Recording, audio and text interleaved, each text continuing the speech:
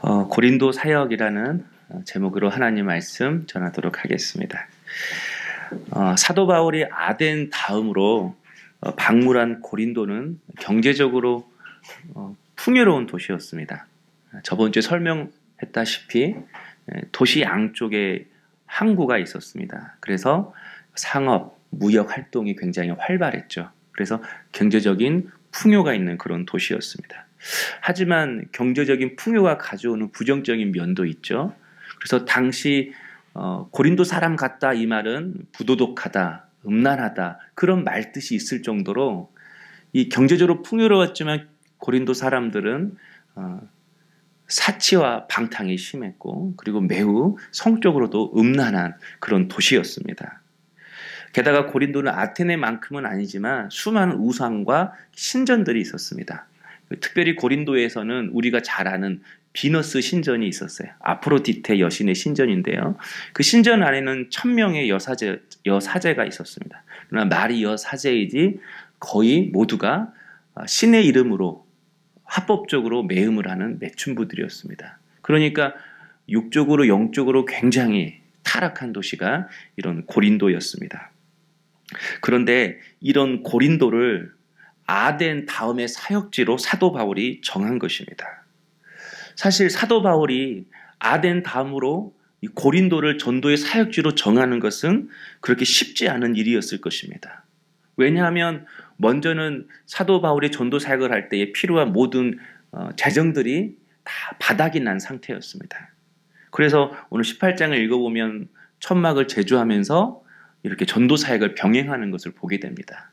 그리고 또 한 가지 이유는 아덴에서 했던 그 전도 사역이 사도 바울이 생각하기에는 실패였다고 생각하는 그 일 때문이었습니다. 그러니까 바울이 마음대로 복음을 전한 이 아덴에서도 열매가 많지 않았는데 이렇게 영적으로 굉장히 타락한 이 도시에서 복음을 전하는 것은 정말 쉽지 않은 일이었을 것입니다. 그래서 아덴 다음으로 고린도를 전도 사역지로 정하는 것은 그렇게 좋은 결정은 아닌 것이죠. 그럼에도 사도 바울이 이 고린도를 아덴 다음에 사역지로 정한 그 이유가 무엇일까? 바로 스데바나라는 이 한 사람 때문입니다. 스데바나. 사도행전 17장 34절을 보면 아덴에서의 전도 열매를 이렇게 표현하고 있습니다. 몇 사람이 그를 가까이하여 믿으니. 그러니까 아덴에서 몇 사람만 믿었다라는 거예요. 그러니까 많이 믿지 않았다라는 거죠. 얼마나 믿지 않았으면 이름을 소개하지 않을 정도였을까요? 그런데 고린도전서 16장 15절을 보면요. 그 몇 사람 중에 한 명을 소개하고 있습니다. 사도행전 17장에 몇 사람이 그를 가까이하여 믿으니라고 할 때 이 몇 사람 중에 한 명이 누구인지를 보여주고 있는데요. 형제들아 스데바나의 집은 곧 아가야의 첫 열매요 또 성도 섬기기로 작정하는 줄을 너희가 아는지라. 사도 바울이 고린도 교회에 편지를 보낼 때 누구 이야기를 하냐면 스데바나 이 사람의 이야기를 꺼냅니다. 그러니까 스데바나는 고린도 출신의 사람이라는 거죠. 그런데 아가야의 첫 열매요. 이 아가야 여기를 바로 아덴을 가리킵니다. 그러니까 아덴의 첫 열매가 스데바나라는 거예요. 그런데 이 스데바나는 어디 출신이라고요? 고린도 출신이라는 겁니다. 그러니까 사도 바울이 아덴에 와서 복음을 전했어요. 그런데 그 복음의 첫 열매가 아덴 사람이 아니라 고린도 출신인 스데바나가 아덴에 와서 예수님을 믿게 된 거예요. 이게 하나님의 놀라운 섭리라는 것입니다. 바로 이것이 아덴의 전도가 실패가 아닌 이유인 것입니다. 사도 바울은 아덴에서 복음을 받아들이는 그 스데바나로부터 고린도에 대한 그런 상황을 전해 들었을 것입니다. 육적으로 영적으로 매우 타락한 그 도시의 상황을 아마 사도 바울이 들었을 거예요. 그 듣는 그 순간에 사도 바울이 마음으로 정한 것입니다. 아덴 이후에 사역지는 고린도다. 그러니까 여러분, 하나님은 사도 바울이 아덴에 도착해서 복음을 전할 때부터 이미 아덴 다음의 사역지는 고린도라고 정하신 것을 알 수 있습니다. 미리 하나님이 고린도를 예정하셨어요. 또한 그곳에서 바울은 평생의 동역자인 아굴라와 브리스길라 부부를 만납니다. 그리고 아굴라 부부는 사도 바울을 만나게 됩니다. 그러니까 아덴에서 복음을 전하는 그 순간부터 하나님은 이미 사도 바울의 그 다음 사역지는 고린도라고 이미 예정하셨고, 또 고린도에서 사도 바울이 아굴라와 브리스길라를 만나게 될 것이다. 그 귀중한 만남 또한 하나님이 다 미리 예정해 놓으셨다라는 거예요. 아마 보통 사람이라면 아덴에서 전도도 실패하고 또 재정도 다 떨어졌을 때 더 이상 선교를 이어갈 수 없는 그런 상황 속에서 사도 바울의 선교 베이스인 수리아 안디옥으로 돌아갔을 것입니다. 그러나 사도 바울은 아덴에서 많은 전도의 열매가 없었음에도 불구하고 또 아덴에서 계속 이어갈 선교의 재정이 바닥났음에도 불구하고 그가 수리아 안디옥으로 돌아가지 않고 계속해서 고린도로 가서 천막 제조까지 같이 병행하면서 이렇게 전도의 사역을 계속 하려고 했던 그 이유가 바로 하나님께서 아덴에서 스데바나를 만나게 하심으로 사도 바울의 마음 가운데에 고린도로 가서 사역하라는 그 마음의 확신을 주신 것인 겁니다. 또한 하나님은 사도 바울이 많은 재정적인 어려움이 떨어지는 그런 상황 속에서도 선교를 포기하지 않고 계속해서 고린도로 가서 사역하라고 하는 그 마음을 사도 바울에게 주신 것입니다. 오늘 이 말씀을 통해서 하나님은 우리 인생길을 이미 예비해 놓으신 분이십니다. 모든 환경도, 모든 만남도, 모든 길도 하나님은 그때그때 상황에 따라서 길을 바꾸고 계획을 바꾸고 뜻을 바꾸시는 분이 아니라 이미 하나님은 우리를 향한 계획을 가지고 계시는 분이라는 거예요. 영원전부터 우리를 향한 놀라운 계획을 갖고 계시다라는 것입니다. 그런데 우리가 보기에 우리의 삶의 실패처럼 보이는 일들이 있습니다. 그러나 하나님이 이끄시는 성도에게는 실패 하나하나가 하나님의 선을 이루는 도구가 됩니다. 하나님의 목적지까지 가게 되는 징검다리가 바로 우리의 실패가 된다는 거예요. 이런 나를 향하신 하나님의 계획하심이 여러분 미리 예정되어 있음을 믿고 그 하나님을 더욱더 의지할 수 있는 우리 사랑하는 성도님 될 수 있기를 주님의 이름으로 축원합니다. 그 세계에서 가장 유명한 찬송가를 뽑으라고 한다면 아마 나 같은 죄인 살리신 이 찬양일 거예요. 영어로는 Amazing Grace죠. 해석하면 놀라운 은혜, 기가 막힌 은혜 그런 뜻이잖아요. 자신을 구원해 준 하나님의 그 놀라운 은혜에 감격해서 이 곡을 만든 거예요. 그런데 이 곡을 만든 사람이 18세기에 살았던 영국 사람 존 뉴턴이었습니다. 그런데 이 존 뉴턴은요, 그 노예 상인이었어요. 아프리카에 가서 흑인을 잡아다가 사람들에게 그 흑인을 노예로 파는 그런 노예 상인이 바로 이 존 뉴턴이었습니다. 그러니까 사람들이 흑인을 노예로 삼은 이유가 무엇이죠? 흑인을 또 노예 시장에 파는 이유가 무엇이죠? 흑인을 사람보다 못한 그 이하로 취급한 거죠. 어떻게 보면 짐승보다 더 못한 부류로 흑인을 취급했기 때문에 흑인을 노예로 잡아서 판 것이죠. 여러분, 이 존 뉴턴의 모습을 보면요, 흑인을 사람 취급하지 않는 그 사람들이 오히려 더 사람보다 못한 사람이고 짐승보다 더 못한 사람일 것입니다. 그런데 주님은 그 짐승보다 더 못한 존 뉴턴을 찾아가서 그의 죄를 용서하시고 구원의 은혜를 베풀어 주신 것이었습니다. 18세기 영국에는 아마 존 뉴턴보다 더 도덕적이고 더 윤리적이고 더 반듯하고 더 착하고 더 신앙적인 사람들이 많이 있었을 것입니다. 그럼에도 하나님은 그 추악하고 더러운 노예 선장 존 뉴턴을 택하셔서 그를 구원하시고 또 그를 통해서 흑인을 노예로 사고 파는 그런 노예 제도를 폐지하는 데에 앞장서게 하셨습니다. 자신을 가장 의롭다고 여겼던 사도 바울이 다메섹 도상에서 빛 대신 주님을 만나는 순간 자신은 죄인 중에 괴수라고 고백을 했었습니다. 그런데 사람보다 더 못한 삶을 살았던 그 존 뉴턴에게 살아계신 주님이 찾아왔을 때 그때 뉴턴의 그 심정은 어땠을까요? 거대한 바람 앞에 꺼져가는 등불과 같은 그런 모습으로 서 있지 않았겠습니까? 손만 대면 이제 꺾어질 수밖에 없는 그런 상한 갈대의 모습으로 주님 앞에 서 있지 않았겠습니까? 그러나 우리 주님은 작은 바람에도 꺼져가는 그 등불이지만 그 불을 꺼트리지 않으시고 손만 대도 꺾어질 수밖에 없는 상한 갈대와 같은 그런 인생이었지만 하나님께서는 그 인생을 꺾지 않으시고 심판하지 않으시고 그를 구원하셔서 하나님 나라의 귀한 도구로 주님의 증인으로 그를 사용하셨습니다. 그래서 존 뉴턴의 그 마지막 말년에 그가 이런 말을 남겼습니다. 이제 나의 기억력은 다 쇠퇴하였습니다. 그러나 두 가지 사실만은 똑똑히 기억하고 있습니다. 나는 크나큰 죄인이라는 사실과 주님께서는 크신 구세주라는 사실입니다. 나를 구원해 주신 하나님의 큰 놀라운 은혜만큼은 평생 잊지 않고 살겠다라는 뉴턴의 다짐이고 믿음의 고백인 것입니다.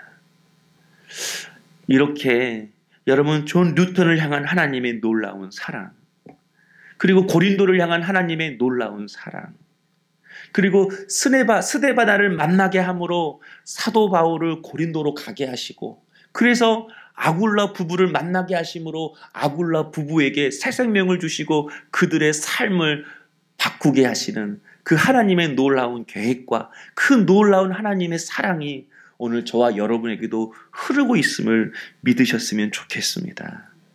세계 인구가 77억 명이라고 합니다. 그 77억 명 중에는 나보다 잘나고 똑똑하고 능력 있는 사람들, 도덕적으로 윤리적으로 깨끗한 사람들이 많이 있습니다. 또 많은 걸 가지고 있어서 그 사람을 쓰면 놀라운 일들을 할 수 있는 그런 재력과 능력과 권력 있는 사람들도 있습니다. 그러나 그 많은 사람들 중에서 가장 작고 초라하고 연약한 나를 하나님 택하셔서 주님의 자녀로 부르시고 우리에게 그 구원의 은혜를 허락해 주신 것입니다. 그리고 부족한 우리를 하나님 나라의 도구로 쓰시기를 원하신다라는 것입니다. 사랑하는 성도 여러분, 하나님의 은혜는 산 너머에 있지 않습니다. 바다 건너에 있지 않습니다. 내가 잠자는 곳, 내가 일하는 곳, 내가 머무는 곳에 하나님의 은혜가 있습니다. 내가 실패한 곳, 내가 추방당한 자리, 내 삶의 자리에 하나님의 은혜가 머물러 있다라는 것입니다. 전도 여행을 시작한 이래로 사도 바울은 늘 동역자들과 함께였습니다. 디모데와 실라가 없을 때에는 데살로니가 사람들이 또 옆에 있는 사람들이 함께 바울과 동행하면서 다음 전도지까지 사도 바울을 안전하게 데려다 주었습니다. 그러나 이 고린도는 철저하게 사도 바울 혼자 들어갔고 초창기에는 사도 바울 혼자 정말 바야 같은 그런 영적으로 암담한 그런 도시에 들어가서 복음을 전했습니다. 혈혈단신으로 찾아간 그 고린도는 사도 바울에게 있어서 쉽지 않은 사역지였습니다. 그러나 여러분 그 사역지에 바울 위에 특별히 예비해 두신 하나님의 놀라운 은혜가 있었습니다. 그러니까 알고 보니까 고린도는 은혜의 보고였습니다. 은혜의 창고였습니다. 사도 바울을 혼자 외로이 그곳에 가게 하신 그 이유가 있었다라는 것입니다. 우리의 삶도 똑같다고 생각합니다. 여러분, 우리의 삶의 자리가 내가 처한 내 상황이 오히려 하나님께서 우리를 위해 예비하신 은혜의 보고일 수가 있습니다. 은혜의 창고일 수가 있다라는 것입니다. 그러므로 내 삶의 자리가 하나님께서 부르신 그 자리임을 알고 부르신 그곳에서 하나님을 예배하고 하나님을 의지할 수 있는 우리 성도님이 될 수 있기를 주의 이름으로 축원합니다. 그래서 사도 바울이 고린도 교회에 쓴 편지를 보면 이런 표현이 있습니다. 고린도전서 9장 24절에 운동장에서 다름질하는 자들이 다 달릴지라도 오직 상을 받는 사람은 한 사람인 줄을 너희가 알지 못하느냐. 너희도 상을 받도록 이와 같이 다름질하라. 사도 바울이 고린도 교회 성도들을 향하여 신앙을 운동장에서 다름질하는 것으로 비유하고 있습니다. 그 이유는 고린도에는 당시에 2년마다 열리는 운동 경기 대회가 있었대요. 그 경기 중에는 달리기 대회가 있었다는 거예요. 100m, 그리고 400m, 1500m, 5000m. 2년마다 운동 경기가 있는데 그 운동 경기의 핵심이 달리기 경기였다라는 거예요. 그래서 사도 바울이 고린도 사람들한테 편지를 보낼 때에 이 달리기 비유에서 신앙에 어떻게 신앙생활을 해야 할지를 말해주고 있는 것입니다. 달리기 경기에서 최우승을 얻는 그 한 사람이 상을 받는 것을 보면서 그리스도인도 하나님으로부터 받을 하나님 나라의 상을 위하여서 최선을 향해 최선을 다해 달려가야 한다라는 것입니다. 그리고 그 상을 받기 위해서 반드시 절제의 삶을 살아야 가야 한다고 말하고 있는 것입니다. 다른 사람들처럼 먹고 싶은 거 다 먹고 놀고 싶은 거 다 놀아서 절대로 승리의 간을 얻을 수 없다라는 거예요. 그래서 운동선수가 승리를 얻기 위해서 모든 삶의 절제를 해야 되는 것처럼 그리스도인도 하나님 나라에서 마지막 그 승리의 간을 얻기 위해서는 절제의 삶을 살아야 한다라고 말씀하고 있어요. 어느 정도 절제의 삶을 살아야 되는가? 고린도전서 9장 26절, 27절에 계속 이렇게 이야기하고 있습니다. 그러므로 나는 다름질하기를 향방 없는 것 같이 아니하고 싸우기를 허공치는 것 같이 아니하며 내가 몸을 쳐 복종하게 함은 내가 남에게 전파한 후에 자신이 도리어 버림을 당할까 두려워함이로다. 여기서 내가 몸을 쳐 복종하게 함은 사도 바울은 자기 자신을 절제시킬 때에 어떻게 표현하냐면 자기 몸을 친대요. 자기를 복종시키기 위해서 내 몸을 친다. 여기서 내 몸을 쳐, 이 치다라는 표현이 헬라어로 히포피아조입니다. 히포피아조 이 헬라어 동사는 이 사람의 눈밑을 치다 그런 뜻이에요. 그러니까 복싱 선수가 상대방의 눈밑을 가격하는 거예요. 그러니까 그냥 가슴을 치다, 아 내가 이러면 안 되는데 이런 의미가 아니라는 거예요. 격투기 선수가 상대방의 눈밑을 피멍이 들도록 때리는 것, 그 정도로 세게 치는 것, 그게 바로 히포피아조입니다. 그러니까 여러분, 사도 바울이 자신의 삶을 하나님께 드리기 위해서 얼마나 치고 복종시켰는지를 알 수가 있습니다. 교만과 자만에 빠지려고 할 때마다, 자기 안일과 나태에 빠지려고 할 때마다 눈밑이 피멍이 들 정도로 사도 바울은 자기 마음에 멍이 들 정도로 자신을 때리면서 자신을 채찍질하면서 절제의 삶을 살았다라는 것입니다. 그러니까 여러분, 영적으로 가장 타락한 이 고린도 도시에서 사도 바울의 신앙이 한 단계 업그레이드 된 것입니다. 왜 굳이 고린도로 가야 되나? 왜 이렇게 돈이 다 떨어져도 사도 바울은 고린도로 갔었나? 아덴에서 전도를 실패하고 낙심할 만도 한데 왜 그는 더 힘들고 어려운 고린도로 가서 복음을 전했나? 거기에는 하나님의 놀라운 섭리가 있었어요.